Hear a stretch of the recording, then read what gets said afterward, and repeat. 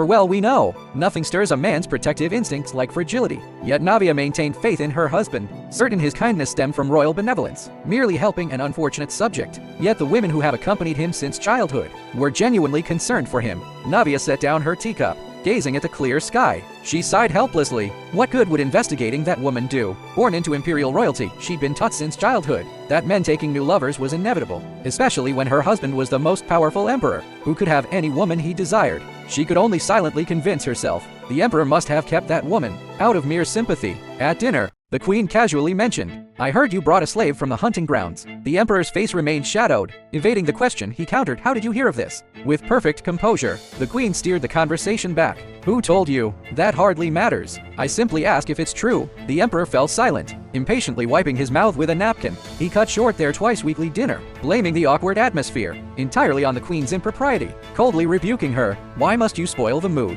The astute Navia understood. The answer no longer mattered. Those few words had revealed the emperor's stance clearly. It was a clear warning against interfering with matters concerning that girl. As empress, she'd believed herself indifferent to the emperor, yet learning of his new mistress pained her deeply. The normally composed queen began spacing out uncharacteristically. Noticing their mistress' distress, her ladies-in-waiting cautiously approached. One has a fiery temper, clenching fists as if to teach the emperor a lesson. The other is the composed elder sister, comforting the queen with an embrace. A somewhat calmer Navia picked up her book, heading to her secret nook in the imperial garden to quietly mend her broken heart. Yet the imperial garden at this moment was filled with noble women gossiping excitedly. The emperor personally prepares her meals and visits her daily. Navia sighed in resignation, could only close her book and leave the troublesome scene. But Rasta, the gossip's protagonist, sought her out, appearing suddenly like an innocent white rabbit, greeting the queen with shocking impropriety. "Hey there!" Clearly the queen wasn't having it. Turning to leave immediately, Rasta's maids recognized the queen, flustered and helpless,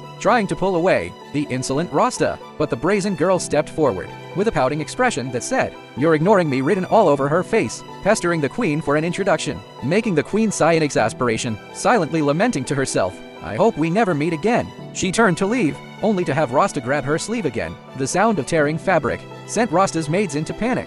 "This is an offense to nobility." The countess, attending the queen, slapped Rasta's hand sharply. As punishment,